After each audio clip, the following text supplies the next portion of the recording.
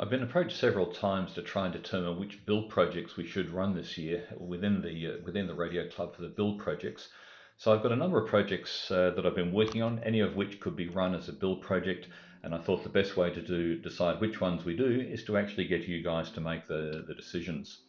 Now, I've put forward a few options, some new projects that I've been working on. There's a retro VFO. A number of people have already started building the Lark set, which I'll talk about shortly, but I've also developed a digital VFO that we can use for that.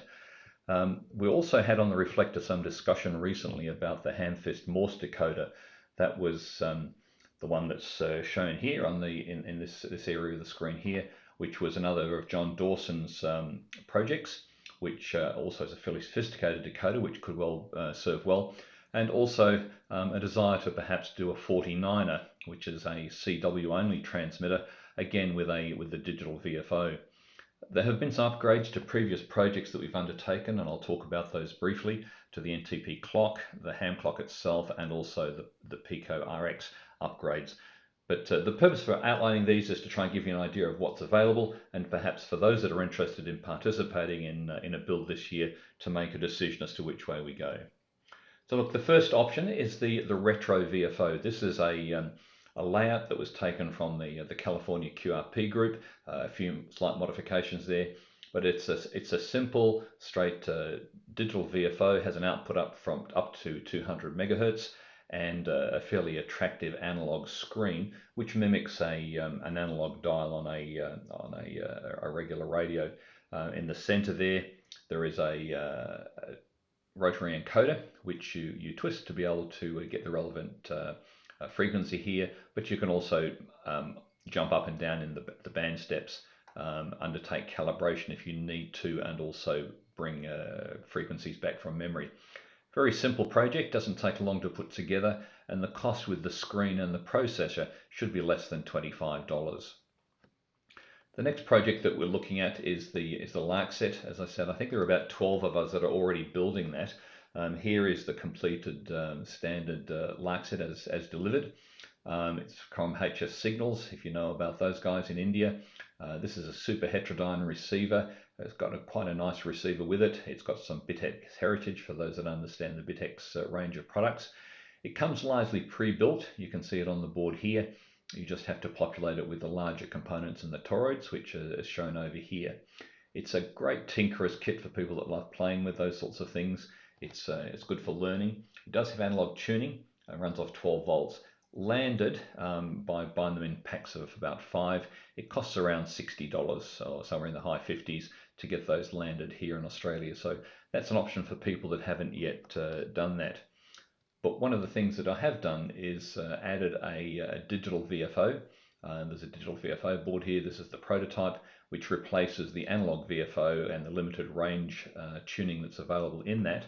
And that can be built. I've programmed this up to have twin VFOs. There's receiver incremental tuning. You switch modes between lowest sideband and CW.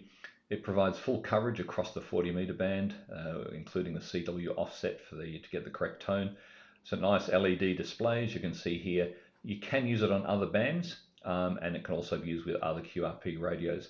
It's going to cost about $15 to build that, so if you're interested in building that, please let me know. Another option for those who wanted to consider the Lark set is Simon has developed a 3D printed housing, which you can see it here, very nicely housing the QRP Labs Digi-VFO, which has all the features that I've just described in the previous model, except it also adds cat control and there's some advanced VFO switching and memory usage in there, which is fairly nice. Again, it's not just limited to the Lark set; it can be used for other devices as well. Those VFOs cost about $43 landed. That's buying a group of 5 of them and splitting the freight. The freight can be quite expensive, so that is an option for those that may wish to pursue that particular line or already have a Lark set. Very little building in that, but you do have to assemble this componentry around here on the little tiny board that sits underneath the rotary encoder.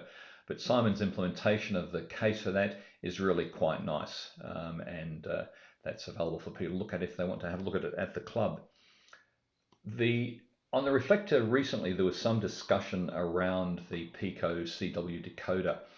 This is a fairly advanced decoding mechanism that we're looking forward to seeing how it works. It can run with any receiver. You just simply plug it in.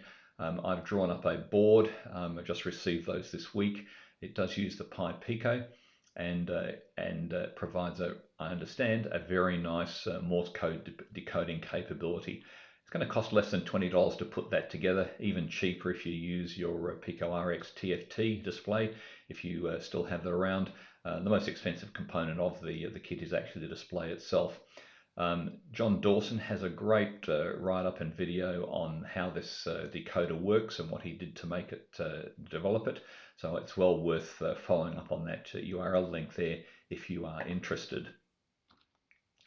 Finally, in terms of the new kit options, we're looking at potentially building a 49er, which is a fairly cheap CW 3-watt QRP rig on 40 meters.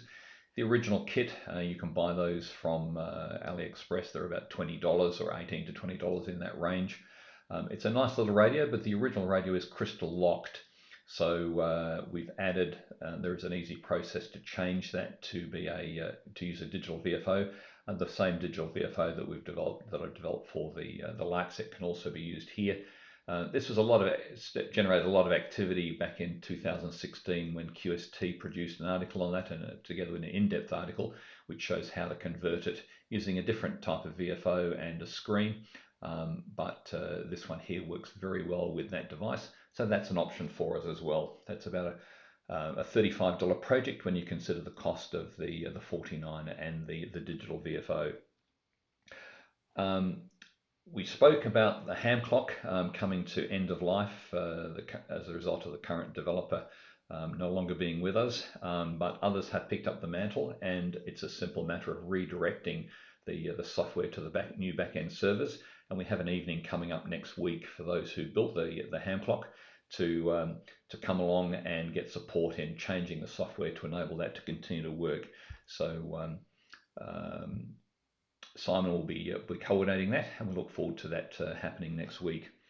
The NTP clocks had quite a bit of work done on it. There are new software versions available which include weather, variations to solar handling and how that's displayed, the ability to display multiple time zones. You can display the weather here in both metric and imperial measures. There's improved Wi-Fi connectivity, and there's also a cheap yellow display version available for that, to which you have to add the BME 280 weather sensor. I am considering incorporating a GPS module into that to enable it to be used when you're portable away from Wi-Fi, if you are going polar and you want to have a clock there sitting with you. But that's an option, and any support requirement for that is available, and we can organise an evening to go through that and cover the upgrades that are available. If you haven't yet upgraded the Pico RX to the new software, a fairly exciting development late last year. This is the original waterfall display. This is the new one sitting down here. It's also added anti-aliasing filter, so I've got a new board for those that may wish to build that with the anti-aliasing filters. And also the new software supports slow scan TV reception, and actually displays the slow scan TV image on the TFT screen that you're using here when you select that within the software. So a nice new development, and we might perhaps have an update evening if you want to do that. But if you haven't got a Pico X and you want to build one, I do have some boards and some components that may be able to help people out in that regard. And then finally, some potential future projects that are on the way for those that are interested. This is an open CW Kia, the MK2 paddle. And we'll be able to build that for around the $12 mark, I think, with the components that are marked there. That's without the case, and certainly a lot cheaper than it would otherwise be. And that can be used with both the LAC set and the digital 49er if you wish to use a paddle rather than a straight key. I'm also working on converting the ADX Uno to a GPS-based whisper beacon. This is the original one that Barb developed. That's his board. I've taken that. I'll be developing a hat for that, which has an OLED screen, which enables you to select which bands you want to operate your whisper beacon on during which time slots, and it gives you also the status as to what's happening during that process. So that becomes a completely standalone unit. You don't need to have a computer or anything with that. you'll be able to activate it using the OLED screen, and I think that's a nice development as well. But anyway, that's just to give you a flavour of what's available. I would like you to sign up and express interest so that I know where to put the priority in terms of the projects that we're looking to do. I'll provide a link for that on the email in on the repeater on the Google Drive that we can sign up. So at this stage, it's just to get an indication of which is the preferred project that people would like to work on, or projects. And for those that have not been able to build the earlier project because you've recently joined the club or missed out at that particular time, I do have a limited number of boards left from earlier projects. So if you talk to me, I'll be able to help you perhaps pull a kit together to work on those. But anyway, that's what we're looking at for 2026. Please let me know where you want to go with this, and we'll put the effort in accordingly. Take care, and 73s.